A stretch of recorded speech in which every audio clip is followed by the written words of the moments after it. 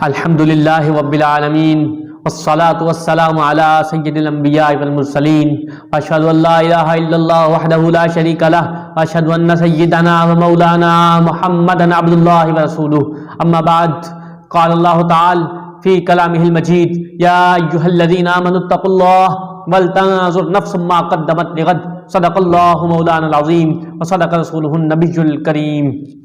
All praises are due to Allah, Lord of all the worlds. I bear witness that there is none worthy of worship except Allah, uniquely one, having no partner in that oneness. And I bear witness that our beloved Master and our beloved Prophet Sallallahu Alaihi Wasallam is the perfect example of servanthood unto Allah and His sent messenger unto the entirety of the created universe. I advise you, O slave of Allah, and I myself with taqwa.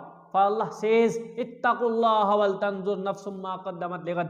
O you who have believed, fear from Allah, and let every soul look to what it has put forth tomorrow. And fear Allah, slaves of Allah.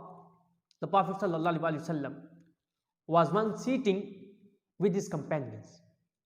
One day, when some people came to him, being needy of money and someone to show care to them, so the Prophet ﷺ showed clemency to their state and was emphatic to their situation. So he encouraged his companion to give charity and spend upon them.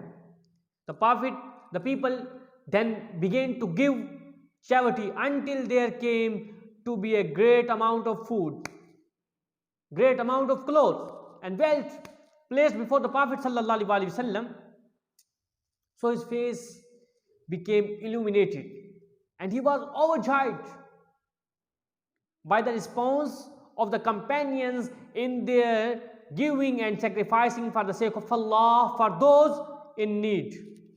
The Prophet ﷺ saw that as a good example that should be emulated. So he said, if anyone establishes a good sunnah in Islam, he will have a reward for it. And the equivalent of the reward of those who act upon it after him. Sahih Muslim. My dear brothers, conclusion of this, giving charity and wealth is a sunnah that has been established until the day of judgment.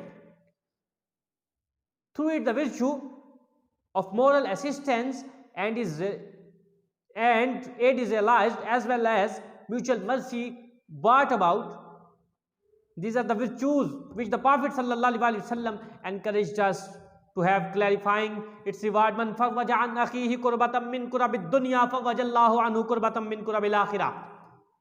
If anyone relieves a Muslim believer from one of the hardships of this world, Allah will relieve him of one of the hardship of the day of resurrection.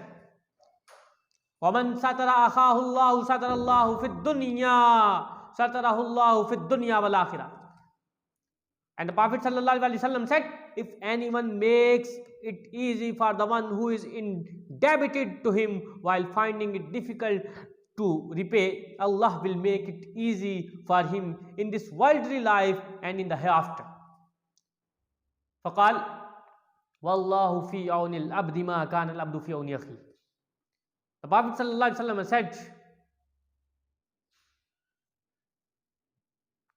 and if anyone conceals faults of a Muslim, Allah will conceal his fault in this world and in the hereafter. Allah helps his slave as long as he helps his brother. Conclusion of this, that we should always help our brothers, which are brothers in Islam, and also those who are men.